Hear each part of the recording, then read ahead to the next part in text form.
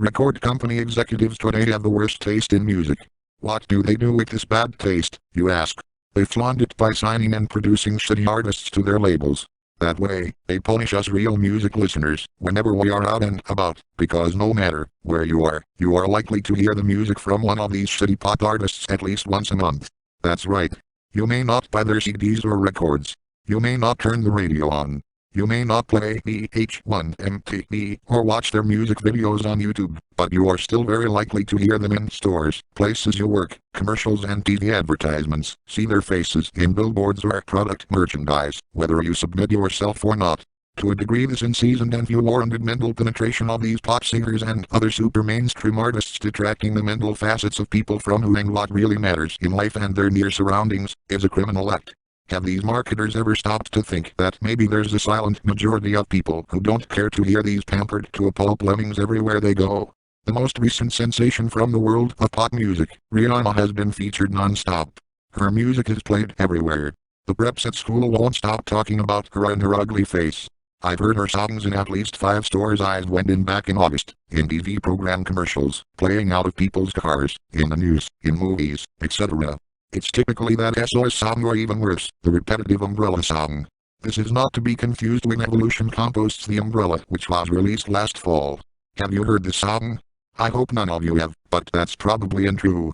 The song drones on and never gets anywhere interesting with its horribly inflated metaphor. Her vocal performance never rises above mediocre, and her chopping up of the word umbrella at the end of the chorus screams a lack of inspiration. It's like she came up with these lines when she was drunk. P.S. It's not a good idea for a pop singer to write these constrained, high production value songs when they are drunk.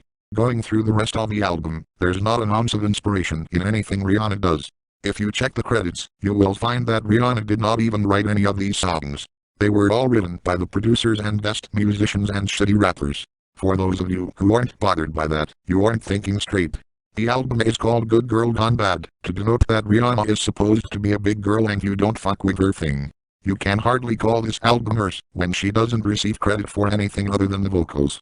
This indicates that a lot of the lyrics weren't even written by her. From my perspective, this has the opposite effect on her holler. If you look in the liner notes and count, including the guest rappers, there's close to 40 people who worked on the sound, production and mixing. And that's not including the raw instrumentalists, or those who did the mastering. 40 people? What the fuck is the bitch doing in the music business? The songs are all easy fix bubblegum pop R&B songs about her trying poorly to seduce guys. Let me get that has nothing special to it. Sell Me Candy is boring. The synthetic percussion in Push Up in Me is too far in front of the mix and makes the repetitive phrase fluttering of Rihanna even more grating. Shut Up and Drive is another song that gets overplayed. Its rock elements are sterile and is a poor attempt by the producers to make her style appear varied. This album is probably the reason why Chris Brown beat her a weird little foot-looking face in earlier this year.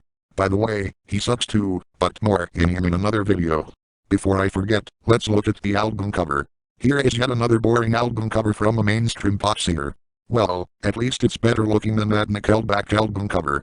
Overall, this album is mediocre with very little to offer and in no way lives up to the title. You can't even call this album hers, and that might be the biggest tragedy of this pile of shit. The only place that Rihanna's music should be played is at an insomnia clinic.